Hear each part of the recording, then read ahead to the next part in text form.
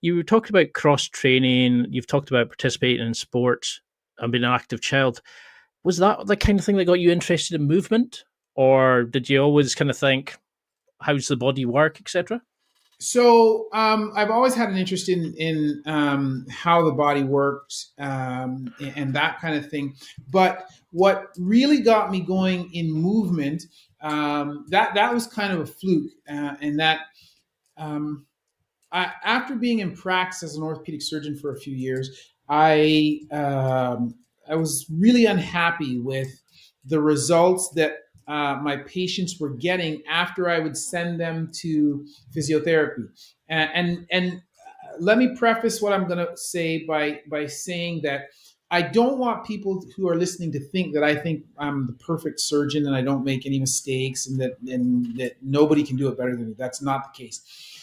But what I'm talking about is that, like, if I did an operation, and when I did that operation, I planned that operation to go a certain way. I did that operation, and technically speaking, everything about that operation was exactly the way I planned it. Everything went successful. I looked at the result afterwards, and I said, "Yeah, man, that's successful." I checked the range of motion before I left the operating room. I checked the stability. Everything was bang on point.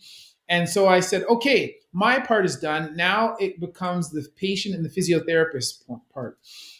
So in those situations, uh, I would send those patients away, and some of the times I would not get a good result. And when you look back and you try and figure out everything that you weren't getting, everything that was under your control, I go, man, I addressed all of those things. Why didn't this work out? So I started to see that. I started to look into physiotherapy a little bit, and I started to realize, oh my God, not all physiotherapists are created equal, and they're not all doing the same things. Some would be doing things that I thought were worthwhile, and others would be handing people a sheet of paper and say, "Here are your exercises. Go do that. Bye bye." And Yep. and I'm like, "Geez, man, this is no good." So um, I I'm I like to think of myself as a problem solver, and so I started to I started to become a little bit more specific, and what I was asking for when I sent patients to physiotherapy. And if you ask physiotherapists in my city, Ottawa, is a city of a million, but I already have a reputation, and they would say, "Oh my God, you should see his physiotherapy requisitions," because it's not, "Oh, had knee surgery, physiotherapy for knee." It's like, this patient had this surgery.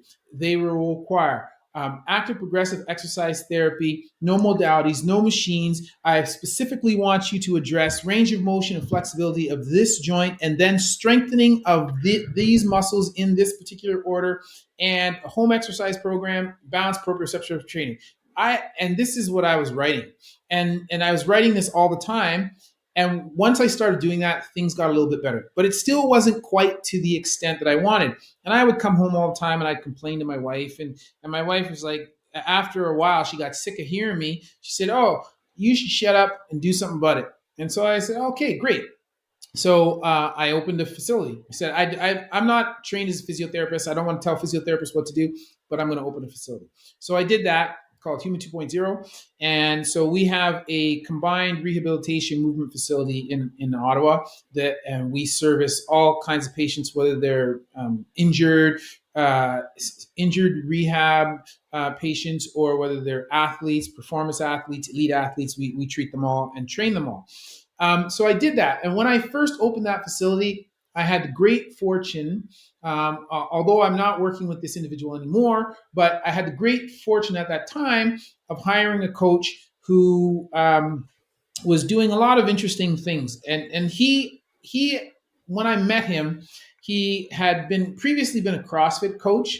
And then he was kind of switching out of CrossFit because a lot of patients, or a lot of his clients, were injuring themselves. And he was focusing more on this thing called mobility. And I'm like, "Mobility? What the hell is that? What are you talking about?"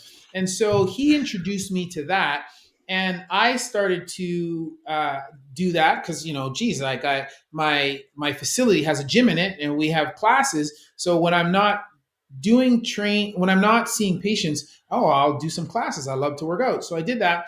And I'm starting to look at what he was doing a little bit more analytically. And I was like, wow, this is really interesting. And this is a different way of thinking about training, because prior to that, my focus on training had always been bigger, faster, stronger, right? Because like I had played American football, not what you guys call football, but I played American football. I had played it since the age of 8, and always I had played at all levels, including I had gone as high as the CFL, which is our NFL equivalent, and uh, uh, like my idea about training had always been bigger, faster, stronger, right? But as I was done with football now, uh, and you know, an orthopedic clinician, I was still working out. So personally, I had to change my focus. And what I really liked about mobility is like, hey, it's not saying that you can't be strong, but it's incorporating strength and flexibility, marrying the two, and then its focus is about longevity, right? Because I can't do, as I'm 53, and as a 53-year-old man, well, it's not that I can't do bigger, faster, stronger stuff, but at 53, if I'm doing bigger, faster, stronger, all of that as my primary type of training, I am going to crush my body, right? And I see that. I treat those patients. I see them coming from CrossFit or from other disciplines, and they're going to crush themselves, and because your body can't take that indefinitely. So that was my introduction to mobility, and then I saw the use of it for myself, first for myself, and then I thought, hey, this is going to be great for patients. And so then I started to sort of steer our organization, our business, in that direction and say, hey, this is something that I think is worthwhile for people. It maintains fitness, it maintains your health and wellness, and it also approaches those things from the point of longevity. And this is something that you can do for life. So that's how I kind of got into it. And that's why I sort of promote that.